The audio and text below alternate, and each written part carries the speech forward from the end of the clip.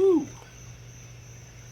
What's up, good people? Mark Holmes here, and as always, I want to say thank you all for watching, commenting, subscribing, and being part of the Joe Boo Sports Report. Without you guys, as well as you ladies, you know that this literally does not work.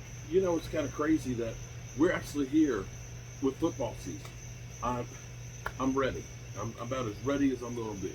Um, got everything as far as I can think of packed. I got my two microphones. I got my mini mixer for doing stuff. I got my little mini tablet and stuff. So if I go to practice, if I can get a signal, I believe the Cowboys actually, I think the Cowboys actually have some kind of signal blocker or something. Because if you've noticed, whenever the Cowboys have a game, you know, AT&T, the cell service sucks. You know, you go to training camp, the cell service sucks. I think that that's actually by design, that they don't want people to be able to get stuff out in real time and things. So we'll see how our signal stuff is, but we'll definitely be getting a lot of content. We're going to be we're leaving early. In fact, we just had some really bad rainstorms that came through, and hopefully all those are gone and they don't delay the flights at all, because we have a 6:30 flight. And I will say that I learned something when me and my wife had a trip to Jamaica, that we ended up having like a 12 o'clock flight, and it was like an all-inclusive 5-day resort. And so figuring that, you know, it was only a couple hour ride to Jamaica, that we'd have that day. But not knowing that to get to Jamaica, you got to go through customs, and then it was like 120 miles of a bus ride getting there. So we didn't get there till like 10 o'clock at night. So day one was shot. So I've learned whenever I'm going someplace, get an early flight, get there. And if you have to sit around and wait for your hotel room and all that, so be it. But I ain't trying to waste a minute of it. I'm trying to be like Jerry Jones and getting every penny I can out of this trip to California. So we got some stuff to do. I got some things I need to do for some other people out there, some of you fans and things. And I want to take care of those things as best we can and be ready when the Cowboys get back on the field on Monday. The Cowboys working up. This week is going to be a big week, because this week is getting ready for the first game-like schedule. Okay? They're going to be playing against the Rams on Sunday night, next Sunday night. We'll be there. And they're going to be getting into game-type week.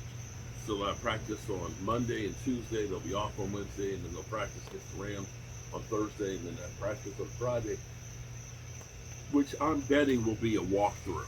I bet that'll be a walkthrough practice, and then they're off on Saturday, and then they play on Sunday, and then I fly my ass home. The blue and white scrimmage, you know, there's so much you're going to hear from people.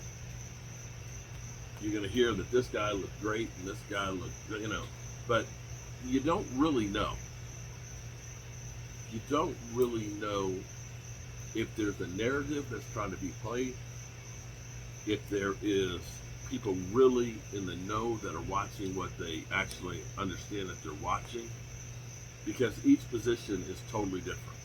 A 1 technique versus 3 technique versus a 5 technique, or an edge rusher, are all totally different things. One thing that may look terrible at one position looks fantastic at another. Be that as it may, I'm on the Mozzie train. I'm on the Mozzie train. Mozzie has been trashed so much. And as I look at what I'm seeing with Mozzie, I'm seeing Mozzie as a guy who's progressing and doing better.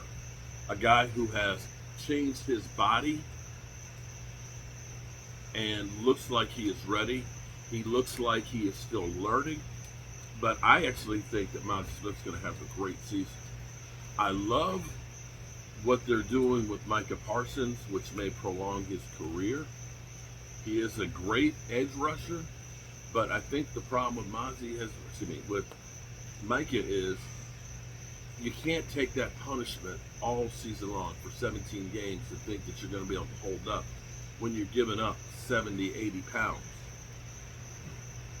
Using him as a weapon to come from all different sides, where teams are going to go, quarterbacks are going to come to the line of scrimmage and say, where's Micah? They're going to be focused on where's Micah. That somebody else is going to slip through the cracks. If you know Micah is going to be over there all the time, hey, we're going to keep the tight end in, or we're going to have the running back help to chip him. We're going to double team. But if you're planning on him being there and he's over here, or he's over here, or he's over there, and he has got a free roam, he's going to wreak havoc. But what's important more than anything else for him is that the other guys are stout. Now, looking at the blue and white scrimmage, Marshawn Needland, he looks like a guy who may get more playing time, partially because Sam Williams is hurt, but partially because he's earning it. He looks really, really good, looks very fast, looks physical. And if you can get a guy like that that's able to rush the passer and help out, that frees up Micah to become the ultimate weapon. I think Mike Zimmer is definitely changing things. And I don't want to poo-poo Dan Quinn, because Dan Quinn was exactly what we needed after Mike Nolan. We needed a guy who took everybody who said that Mike Nolan's defense was too complex. He was a 4-3, 4-3, 3-4. It was, we're a hybrid, that the players literally got lost. Dan Quinn became that guy that educated them and brought them back to reality. Brought them back to being really good, bringing out the talent. Now, Dan Quinn, who was a little bit looser with the way he taught the guys, allowing them to make a lot more mistakes, not necessarily holding them accountable, dumbing down the defense to them to make sure they understood what they were doing. Mike Zimmer should be able to take these guys to another level, holding them accountable and polishing up what Dan Quinn did, and hopefully actually having linebackers, because Overshow looks like he is the real deal. He looks like a guided missile. And Eric Kendricks seems to be that veteran presence, that calming force that's going to be there, that is definitely going to help. I think, believe it or not, that this defense is going to be better than it was last year. Call me crazy if you want to. That's on you guys. But what I hope you guys hit the like button, subscribe to the channel. We are going to be very, very busy. We're going to have a lot of content for you guys of the sights and sounds of Oxnard, of training camp practices, who knows what else. But there's going to be a lot. And since I'm getting up at about 4.5 hours, I think I should carry my butt to bed. And try and get to sleep, although I could sleep on the flight. Then again, I could do some editing. But we'll figure that out.